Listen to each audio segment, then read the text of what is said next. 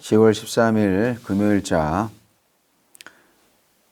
노준엽의 날마다 성경 열왕기상 15장 25절로 32절 말씀.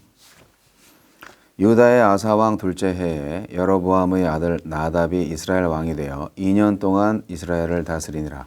그가 여호와 보시기에 악을 행하되 그의 아버지의 길로 행하며 그가 이스라엘에게 범하게 한 그 죄 중에 행한지라.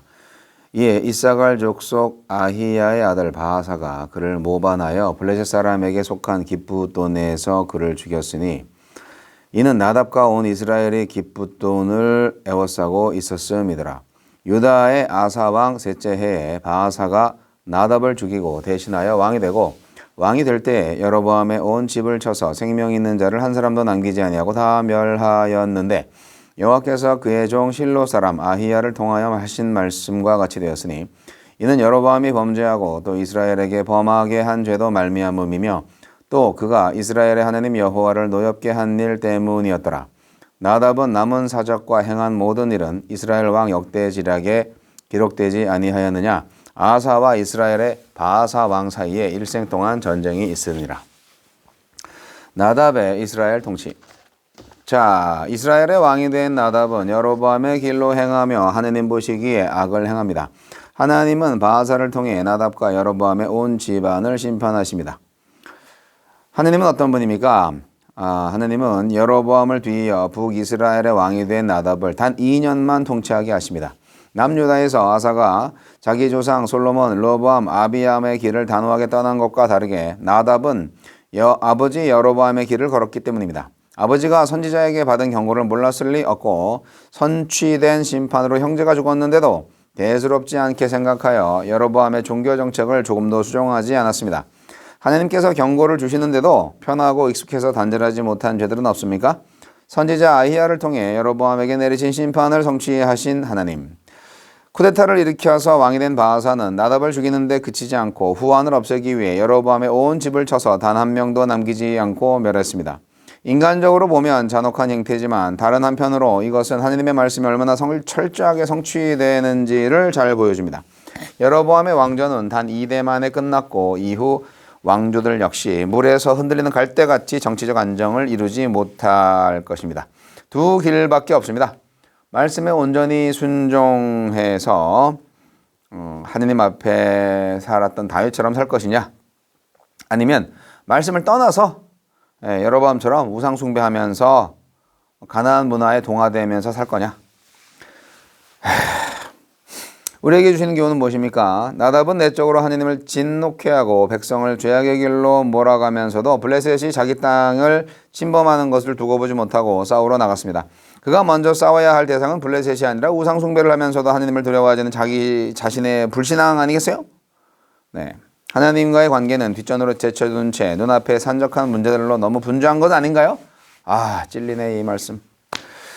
남유다의 아사와 북이스라엘의 바하사 간에는 일생 동안 전쟁이 계속되었습니다. 그들은 권력 기반을 공고히 하고 자신들의 영토를 확장하는 일에 주력했지만 하나님은 언제나 다윗과 같은 마음을 품은 사람들을 찾고 계셨습니다.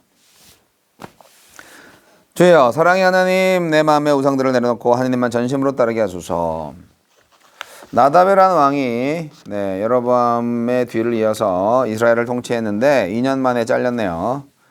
하느님의 눈에 악을 행한 자로 평가가 되고 있습니다. 네. 이스라엘 왕들의 왕조를 보면 이 여로보암 참 악한 왕의 표본이 됐어요. 하나님은 여로보암한테 다윗처럼 해라, 다윗처럼. 다윗의 모범을 따라야지. 그렇게 말씀을 정말 많이 하셨을 거예요. 하지만 여로보암은 하나님의 말씀에 순종하지 않고 우상숭배를 한 거죠. 자, 여로보암의 길, 나답이 따른 여로보암의 길은 뭡니까? 우상숭배의 길입니다. 결국 이스라엘을 죄짓게 한 죄입니다. 백성들로 하여금 죄를 짓게 한 죄, 지도자의 죄죠. 엄청난 죄입니다. 네, 이것은 결국 구체적으로 어떤 죄들을 가리킬까요? 예배를 망가뜨립니다. 하나님을 향한 예배와 관련된 규례들을 지 멋대로 막 바꿔요. 변질시켜요. 북이스라엘 백성들이 유다와 예루살렘으로 가지 못하도록 여로보암이 두 금송아지를 만들었어요. 그래서 예배의 대상인 하나님이 소의 형상으로 바뀐 거예요. 또 금송아지들이 이스라엘 조상을 이집트에서 올라오게 한 신들이다 하면서 그것들을 마치 하나님의 형상인 것처럼 그렇게 포장을 하면서 백성들을 유혹했습니다. 이게 금송아지? 야, 이거 어디서 본 것 같은데? 출애굽 당시에 시내산 밑에서 또 금송아지 사건이 있었잖아요. 이게 참 다산과 풍요의 어떤 상징성들을 이 소를 통해서 많이 하는 것 같아요. 우리나라도 소 한 마리면 정말 애들 대학까지 다 보낼 수 있다는 옛날 얘기가 있었어요. 70년대. 소가 이제 아주 귀중한 재산이었죠. 근데 이제 이스라엘에서도 금송아지가 그렇게 금송아지로 이렇게 우상으로 만들어진 걸 보면 참. 여로보암은 금송아지를 베델과 단에 놓아서 예배 장소로 지정을 했고 여러 산당을 지었습니다. 그래서 이 산당 때문에 예루살렘에서 예배하려는 사람들이 그냥 여기 산당에서 하지 뭐 그렇게 된 거죠. 그래서 예루살렘과 성전을 대체합니다. 그러니까 이제 물론 정치적인 이유죠. 북이스라엘이니까 사마리아 땅이거든요. 그러니까 백성들이 저 남유다 땅으로 내려가지 못하게 한 거예요. 솔직히 북과 남이 갈라졌지만 왔다 갔다 못하는 건 아니었어요. 언어도 같고 그리고 뭐 걸어서도 이렇게 갈 수 있는 거리고 왕래가 됐었어요. 딱 뭐 휴전선 이렇게 철책 갈라놓고 이렇게 한 게 아니에요. 근데 일부러 막은 거죠. 예루살렘 성 가지 마. 그냥 여기서 예배해. 그러면서 금송아지를 세워놨다는 거죠. 하나님이 분노하실 만하죠. 여로보암은 그렇게 함으로써 자신과 함께 이스라엘 백성까지 하나님의 말씀에서 떠나게 했어요. 우상 숭배와 죄악의 길로 인도한 거예요. 그게 여로보암의 길입니다. 지도자가 나서서 백성들로 하여금 하나님을 불순종하게 하고 우상 숭배한 거, 우상 숭배하게 만든 거. 참. 그래서 이 열왕기 저자는 이 여로보암의 죄를 언급할 때마다 그의 죄만 언급하는 게 아니라 백성을 죄짓게 한 죄까지 다 덧붙이는 겁니다. 여로보암 혼자 지은 죄도 있지만 물론 그가 지도자였기 때문에 결국 백성들로 하여금 죄짓게 만든 죄가 아주 중요하다. 그런 거죠. 근데 그런 여로보암으로부터 영향을 받아야 하는 사람들 중에서 아비야라는 사람은요, 하나님을 향한 선을 가진 사람이었어요. 이게 굉장히 중요하죠.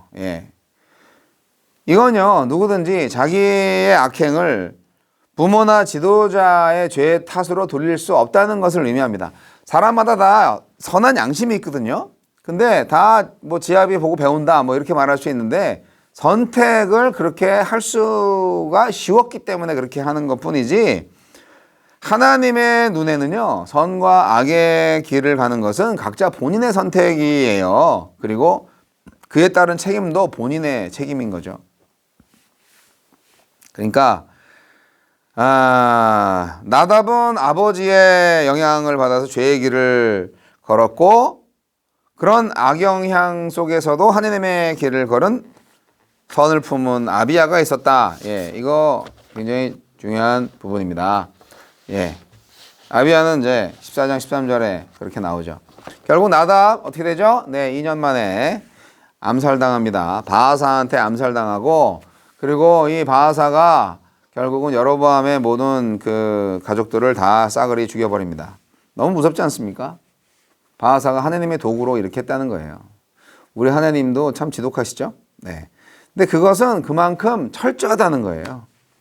심판의 말씀이 실현되는 것을 우리는 이렇게 열왕기서를 통하여서 아주 처절하게 알 수가 있습니다. 참, 정말 이스라엘의 역사, 피해 역사구나.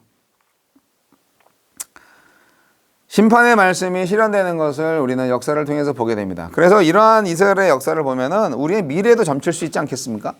굉장히 중요한 부분이죠.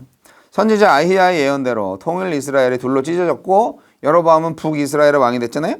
그리고 또 아히야 예언대로 아들이 죽었어요.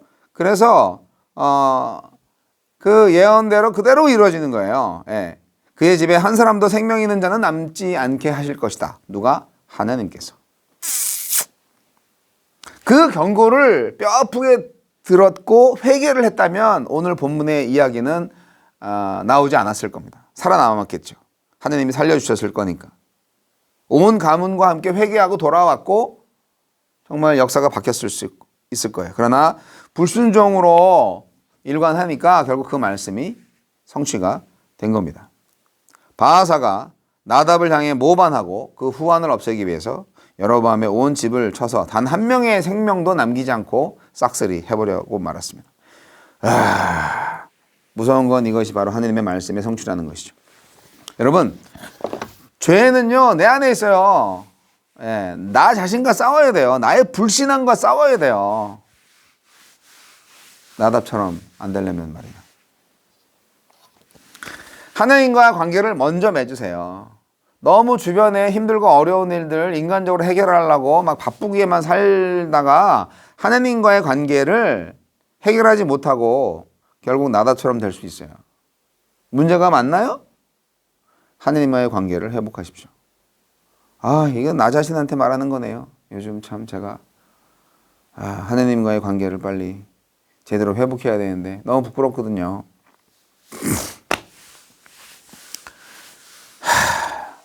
하나님과의 관계가 망가지면 우리 인생 다 헛수고하는 인생이 됩니다. 다 헛거예요. 주님과 동행하는 인생만이 진정한 의미 있는 인생이랍니다. 나답을 반면교사 삼아서 하나님의 말씀에 순종하고 하나님과의 교제를 회복하는 여러분 되시기를 바랍니다.